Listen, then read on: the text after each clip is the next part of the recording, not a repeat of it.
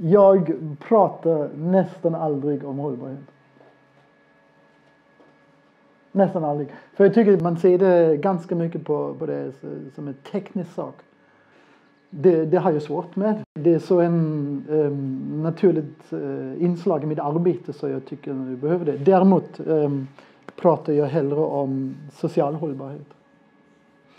I praktiken för mig vad det gäller bygge betyder det att jag egentligen har som mål. Jag vill kunna jobba med vem som helst och jag vill kunna jobba för vem som helst. Om någon kommer och säger jag vill lära mig från dig, jag kan inte säga nej heller. Jag tycker att kunskap är någonting som ska stå till förfogande till alla. Har man en kunskap så ska man dela det med sig. Det är lera, den lokala lera, den här kommer nu från Järnatrakten. Sen har vi tillsatt sand och sen ganska mycket halm. Man ser mycket halmstrå, den är inte hackad. Det är hel halm, men maskinen den river sönder halmen väldigt effektivt. Och samtidigt när maskinen river sönder halmen försvinner klumparna också. Lerpartiklarna, de är väldigt små och det är de som har bindekraft.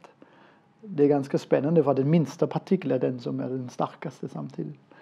Och den älskar bara vatten så den drar åt så mycket vatten och sväljer, den blir ganska stor. Och när det torkar så krymper det och vi uppfattar det som sprickor. Och det tycker vi inte om. Så vi försöker att kontrollera sprickorna. Och det kan vi göra genom att magra med sand.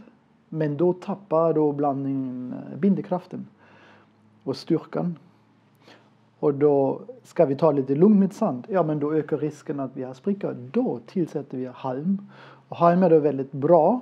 För den halm eller armering kan fånga upp krympkrafterna väldigt bra. Eftersom den tål dragkrafter.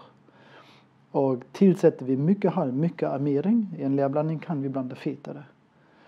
Och fetare blandningar de är starkare, mer vattenavvisande, segare, hårdare och har bättre hygroskopiska egenskaper. Lera är ett mineral, precis som kalk eller cement, en mineraliskt bindemedel. Men lera och organiska material går jättebra ihop. Den organiska materialet inkapslad i lera är skyddad. Den är rent ut konserverad. Så man har hittat jättegamla lerblandningar med ett helt intakt halm som var mitt i leran. Som hade kvar sin färg, sin spänst och sin kraft. Ja, här ser vi alltså en timmervägg. Det är en väldigt vanlig situation. När man har, så som här till exempel, skapat en bra kontakt med underlaget. Så här. Då är ju nästa steg att man fyller på. Och då kan man ta ganska stora mängder och bara på. Och sen jämnar man ut det. Man ska inte stryka för mycket. Så mer jag jobbar med, så större risken är att det börjar ramla ner. Och det är lättare att jobba uppifrån. Man jobbar ju uppåt ändå. Man börjar uppifrån. Och jag lägger på ungefär det vad jag vill ha. För att sen säga, okej, nu formar jag väggen. Och då ska man vara lite lugnt och stadigt med sin hand. Och bara så här.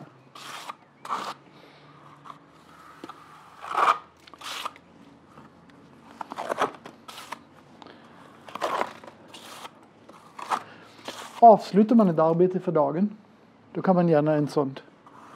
Det här. Då vet man det. Så har jag, ser vi nu börjar torka och jag vill fortsätta nästa dagen.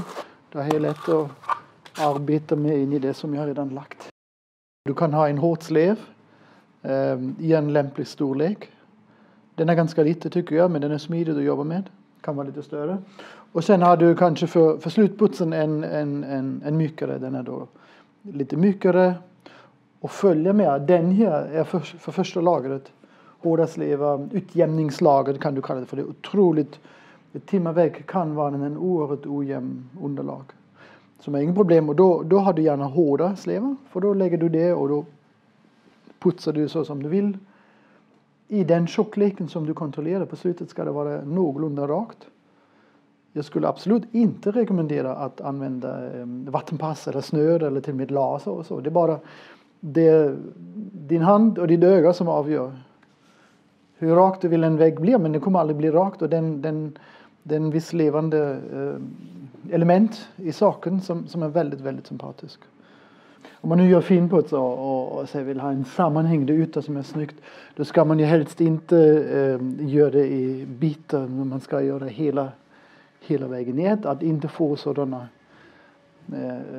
möte mellan det redan torkade och det icke torkade.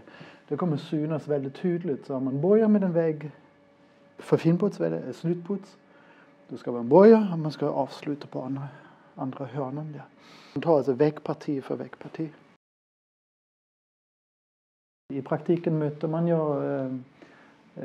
gamla hus, sönderrenoverade hus vanligtvis. Och det vad jag håller på med är mest renovering. Det är mest försöka att laga de skador som har uppstått på grund av fel renovering.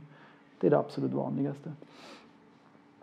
Och då är min inställning absolut, det ska vara något levande.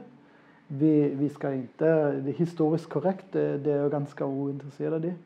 Det ska vara mer intressant hur jag överför en gammal byggnad med de originaldelar som finns för att möta modern boende. För vi har en otroligt hög krav på boende nu för tiden vad det gäller